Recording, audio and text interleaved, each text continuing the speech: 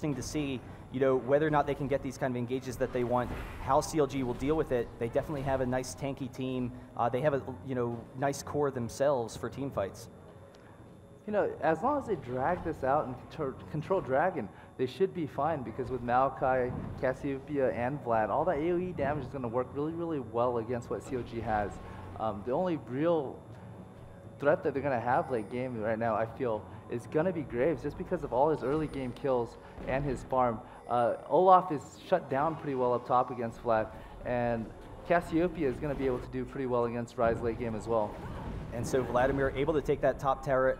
They recognize that the blue buff is going to be so devastating for Reginald not to have. A little bit of a duel going off there between Dyrus and Hotshot, but the counter jungling for CLG, very effective so far. We do see Reginald coming over here to steal their blue as well, but all of CLG is in pursuit. We'll see whether or not they come in. Reginald will have to throw off the ultimate, getting a lot of damage. Dyrus, in the meantime, is exhausted. There's the Maokai Twisted Advance, followed by the Stone ultimate. Chowster going to be chasing him down. We do have the kill. Reginald going down. Dyrus was okay in the meantime, and so another kill for CLG. In the meantime, Graves actually able to burst down Ashe bottom, so just recognizing how much damage potential he has. Ashe can't even lane there anymore, even with her defensive abilities. Like, one of my biggest concerns early was, you know, if Ashe naturally is the weaker champion. You know, she lost that early kill, that second kill, that third kill. So at this point on, if Ashe puts out any type of aggression without his team being there, I feel like he's just going to die over and over. You know, at first it was just, you need Ashe, I mean, you needed Graves and Sona to be there to kill him. And at this point, you just need Graves to kill him. And that's the point where you don't want to be when you're a bottom lane AD, where you cannot just simply survive the one-on-one fight against the other AD carry. And so CLG going to be able to take up this Dragon. That is going to be huge for them, you know, continuing their lead, up 3-1 right now. Graves, just such a monster this game. Pretty even lane top, but we do see a pretty significant advantage for Dyrus. He's actually 40 CS ahead of Olaf. Just all that ganking pressure up top, putting Hotshot behind, definitely going to be extremely effective for TSM coming to the mid game. I don't know, it's kind of weird. It's a back and forth kind of thing. There's always that threat that TSM is going to just pick someone off, just take a huge advantage, but it seems like CLG is doing pretty well so far. So what does CLG want? Do they just kind of want more of the same, good map control to avoid the ganks and just, you know, try and play a smart, safe game? I feel like if CLG is gonna win this game, it's gonna be them taking advantage of Chaot's bottom lane. They need to keep on picking him off, taking his tower, and pressuring people around the map, forcing Chaos to go bottom and farming after a while, and just finding those 5v4 fights, because Chaos is going to have that pressure to up his farm because he's going to be so far behind, and it's going to make him split from his team into farm. And when you're halfway across the map, even though you have that global arrow, it's very, very hard to land, and really fighting 5v4 is just always going to be beneficial. So if you feel, I feel like if CLG is going to pull a big advantage, it's going to be through Chaos primarily, just because... Oh, there's the arrow, just barely missing Big Fet. They were lining up, trying to get that gank going. But in the meantime, we actually have Saint Vicious and Double F chasing Dyrus. They're actually going to tank this under the turret, but here's the twisted advance from Maokai, just barely out of turret range. Dyrus coming back, and we do have Cassiopeia and Soraka coming up, so they're chasing him out here. Chowster is coming up, though. He does have his ultimate, so his ultimate will be available. Rise going to be chasing Reginald there, so CLG trying to get out of here. We'll see whether he turns on him. Olaf, in the meantime, facing off against Ashe bottom. Ashe is okay. She will be able to kite him, but CLG able to narrowly avoid that. Almost a big fight for TSM. Oh, that was so dangerous. You know, Maokai almost got Shyvana under tower, and you know, he twisted advance on her. Ashe, he's ulting away, so he got stun slightly outside of tower range. And so we have seen some aggression from TSM. They do have that top tower down. Dragon won't be up for another 4 minutes, so not a huge objective that TSM can really pressure to try pull and pull CLG out of position. Do you think that there's a point where maybe they try, you know, pushing down towers as a team to try and pull CLG to the defense, knowing that TSM has all of this AoE damage and team fight potential right now? I think what TSM wants to do at this point is they want to just have Chaos farm bottom, push that lane out. Once they start shoving the other way where it's not safe for him to farm, he's going to look for the arrow CD and roam either mid or top and try to land just a really, really long shot arrow, because you know, landing a well-placed long shot arrow is going to set up a really, really easy gank for whoever he lands it on. it is nice that Chaos can just hold this lane here. It is frozen. He does have the momentum coming his way, so he can get that farm back, even though he was so far behind Graves early. Olaf, in the meantime, is generally pretty survivable, but his Ghost is down, so it'd be interesting to see whether or not TSM spaced out a gank. If they forced him to use his ultimate for an Ash Arrow and then followed up with a Twisted Advance a little bit later, then there's always that potential for a kill there. So one thing I want to point out is both Chaos and Hotshot lost their lane really, really badly, where neither of them can lane against the other person effectively. And so it was only a matter of time before they make the appropriate switch. So Hotshot's probably saying, I can't handle Vlad anymore, he's just too strong. So that prompted Graves to go up top. However, the thing is since bottom tower is dropped, if Olaf wants to farm and Ash freezes, he's going to put himself in a lot of danger, and it's going to give him a lot of opportunities to mess up in bottom. And so that's kind of what we're seeing now. Chaos getting a little bit of momentum, so it is pushing back to Hotshot. He can sit there and allow the lane to come back to him. It will pull Chaos out of position where maybe CLG sees a ganking opportunity there. I think TSM would probably be prepared. They recognize that they could have that counter ganking opportunity, so Rise going to be able to pick up this blue. And in the meantime, Reginald and Odd1 pushing down this tower a little bit, just continuing to farm, steal those wraiths because he's so effective at pushing. TSM, again, we know that they are looking for these aggressive engages. We know that CLG kind of wants to sit back for a little bit. They want to get Hotshot back into this game. They want to maybe take advantages against Chaos.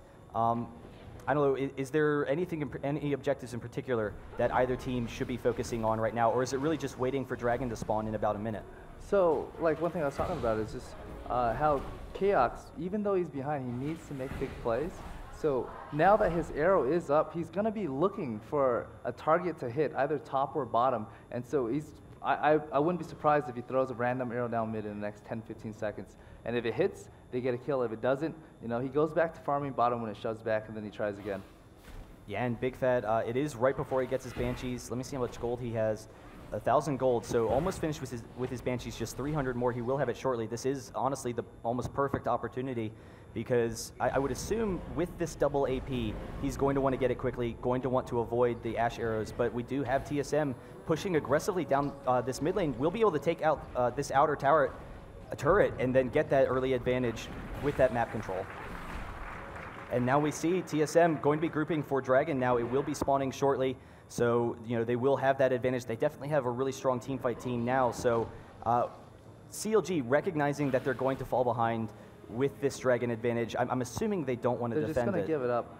One thing you can't do is you can't contest Dragon when the other team has an Ash and you're behind on players. Because it doesn't matter where you are, she's going to be able to stun you and have her team follow up and maybe pick up a kill or two. So at this point, they know that Graves is not there, and they're not going to be able to get there in time to pick up Dragon or stop it. So they said, hey, we're just going to give it up, and we're going to try for it next time. So a nice little 2K gold advantage for TSM, even though CLG is up 3-1. CLG, definitely has a very strong jungler with Shyvana. We see him coming up now. St. Vicious going to steal these wraiths. I don't know. I'm kind of wondering whether or not we'll see more aggressive warding from TSM, knowing that they want to get these good engages. We don't have an Oracles currently on any of CLG, so TSM can take map control there.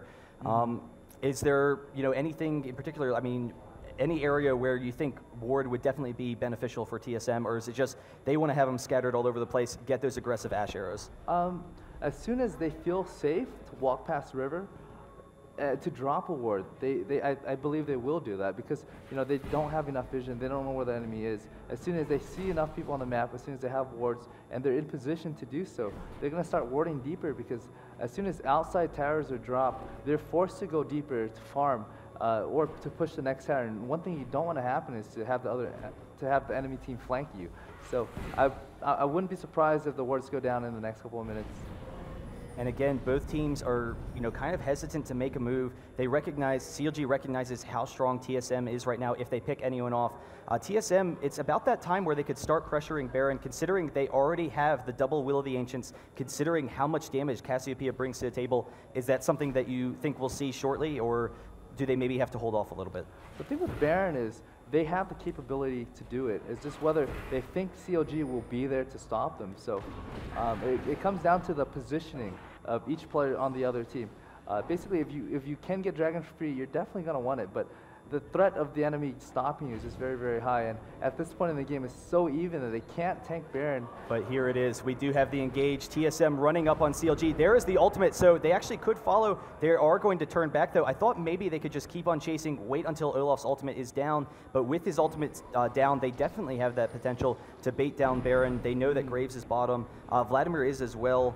Do you think that, you know, Vladimir should be moving up to his team? Are they going to be looking for that bait now that Olaf's ultimate is down? Definitely. You want to force something. You want to make something happen when the enemy has a CD down, and they recognize that Hotshot does have his Ghost down, does have his Ragnarok down, so he's very, very vulnerable. He's not going to be able to run in and zone and CC and take out one person because he can be very easily just CC'd and burst it down as easily as the other guys. And so, back to the part where why Ash didn't arrow Olaf. He probably felt that he wasn't gonna kill him anyways, because Olaf does have Ghost. Even if the arrow landed, his team would have been too far behind for them to follow up sufficiently. And when you're extending that deep, it leaves your team vulnerable to being ganked as well. And we do have CLG checking the Baron. I thought, you know, we had a second there. All 4 of TSM was all grouped mid. St. Vicious walked through, was kind of, you know, around that bottleneck area where he's coming from the river to mid. I thought maybe we would see an aggressive Ash arrow there. I think St. Vicious maybe just barely out of range. So, you know, we'll see. TSM, you know, Chaos definitely has that twitch finger, going to be waiting to pick someone off quickly. So when it happens, it's just going to go down. We do have Big Fat going to be able to get his blue. That's going to be huge. He did not go for his Banshee's Veil yet. He actually went for the cooldown reduction, which, you know, is pretty common, but I was kind of thinking that because Ash is the only physical damage, because Ash doesn't deal that much damage currently, that he would want the Banshees to prevent the ult, you know, from engaging on him. Basically, him getting that Glacial Shroud is him saying, I am confident that Ash isn't going to hit me with that arrow, and I am confident that I'm not going to be bursted down. Him getting the Glacial Shroud means that it's not a matter of me stopping their damage, it's about me putting out more damage. Ryze's damage is just heavily reliant on the CDR that he has. So getting the extra 15 or 20% CDR from the Glacial Shroud is going to basically improve his damage by 20%. And so we do see Chowster does have that Oracles now, so they do have good map control over Baron. Odd One going to come in here, clear out some of these wards, and now because of this Oracles, we'll see if they can bait them in. They do have the sapling there, so they will have good vision. There's a ward going down from Xpecial.